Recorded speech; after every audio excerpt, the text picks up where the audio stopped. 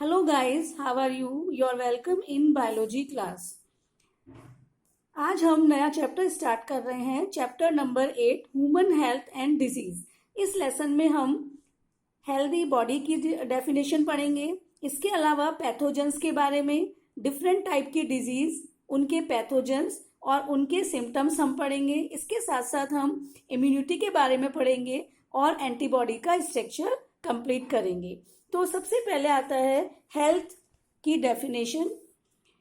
Healthy body is a state of physical, mental and social wellbeing. यानी कि healthy body physically, mentally and socially तरीके से पूरी तरह से स्वस्थ होती है। When all the organs of living body interact in correct manner with each other while maintaining the proper and desirable balance with the external environment, then in such a situation body is called healthy or disease free। यानी कि अगर body के different organs environment के, external environment के according एक दूसरे के साथ बैलेंस बनाकर इंटरेक्ट करके वर्क करते हैं तो इसे हेल्दी बॉडी कहते हैं या डिजीज फ्री बॉडी कहते हैं।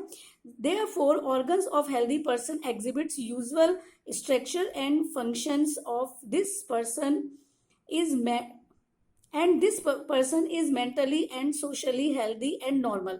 यानी कि इस तरह के जो हेल्दी बॉडी होती है, इनके जो ऑर्गन्स हैं वो स्ट्रक्चरली और फंक्शनली हेल्दी होते हैं। और ये इस तरह के जो पर्सन होते हैं डिजीज फ्री पर्सन, वो मेंटली, सोशली हेल्दी, नॉर्मल होते हैं।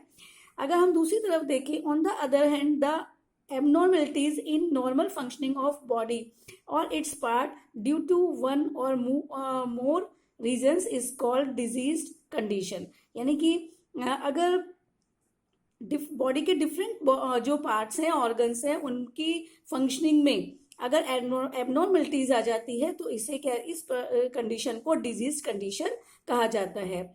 हेल्थ इज अफेक्टेड बाय, अब हेल्थ किस किस से अफेक्टेड होती है? इन्फेक्शन से अफेक्टेड होती है जिनका रीजन होते हैं पैथोजेंस, जैसे कि virus, bacteria, helminthes, protozoans. Next आता है न्यूट्रिशनल डिसऑर्डर्स, जैसे कि result due to the excess और स्कैरसिटी ऑफ विटामिन, यानी vitamin, mineral, salts, energy rich food की कमी या एक्सेस हो जाता है तो भी जो हेल्थ इफेक्टेड होती है, जिसे कहते हैं न्यूट्रिशनल डिसऑर्डर्स। इसी तरह से बायोकेमिकल डिसऑर्डर्स, जैसे कि कुछ बॉडी में कुछ सब्सटेंस जैसे hormones, enzymes, urea, uric acid, creatinine, इनका एक्सेस हो जाता है या स्कैरसिटी यानी कमी हो जाती है तो भी हेल्थ अफेक्टेड होती है। इसी तरह से एक्सोजीनस केमिकल डिसऑर्डर्स, एक्सोजीनस का मतलब बॉडी के बाहर के जो केमिकल्स हैं उनसे डिसऑर्डर्स होता है, जैसे पॉल्यूटेंट्स हैं, एलर्जेंट्स, जिनसे एलर्जी होती है, ये भी डिजीज जनरेट करते हैं। एक है लाइफ स्टाइल डिसऑर्डर्स, यानी हमारी लाइफ स्टाइल ठीक तरह की नहीं होती है, उससे भी डिजीज जनरेट होती है, हेल्थ पर अफेक्टेड होती है। जैसे कि these are cause due to the choice of food, एक ही तरह का फूड हम खा रहे हैं या फास्ट फूड खा रहे हैं, lack of exercise, sitting habits, bad habits etcetera. Mechanical disorders, these are caused by organs fracture, जैसे कि ऑर्गन के फ्रैक्चर है, sprains, joint disruptions and injuries इसमें आती हैं। डिजनरेटिव डिसऑर्डर, जिसमें कि ओल्ड एज के समय जो भी डिसऑर्डर्स होते हैं, जैसे कि arteriosclerosis, over stress, heart disease and arthritis, genetic disorders and mental disorders. तो ये सारे फैक्टर्स हैं जो कि हेल्थ को अफेक्टेड करते हैं। अब आता है ह्यूमन डिजीज। ह्यूमन डिजीज को 2 पार्ट्स में डिवाइड किया गया है, एक है कॉन्जेनाइटल डिजीज और दूसरा है एक्वायर्ड डिजीज। कॉन्जेनाइटल डिजीज वो डिजीज होती है जिसको हिंदी में जन्मजात डिजीज कहते हैं, बाय बर्थ जो मिलती है। These disease are present at the time of birth. Congenital disease can be heritable, यानी ये हेरिटेबल होती है, एक जनरेशन से नेक्स्ट जनरेशन को पास ऑन होती है, जैसे कि एग्जाम्पल है सिकल सेल एनीमिया। नेक्स्ट आता है एक्वायर्ड डिजीज। एक्वायर्ड डिजीज ये बर्थ के बाद एक्वायर्ड की जाती है. These disease are cause after the birth. They may result from infection से हो सकती है, डिस्ट्रप्शन से हो सकती है, डाइट, एडिक्शंस और bad habit, stress, mutations etcetera. इनके कारण एक्वायर्ड डिजीज हो सकती है.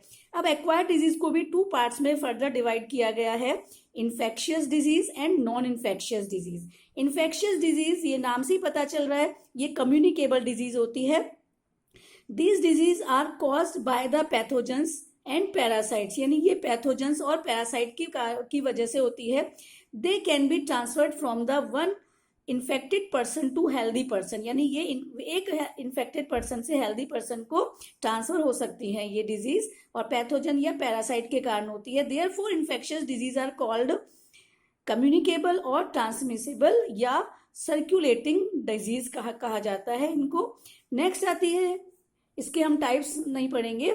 नेक्स्ट आता है non infectious disease. Non infectious disease नाम से पता चल रहा है जो कि इन्फेक्टेड पर्सन से स्प्रेड नहीं होती है. These disease are caused by other factors rather than the pathogen, यानी पैथोजन के अलावा दूसरे अदर फैक्टर्स से ये डिजीज जनरेट होती है.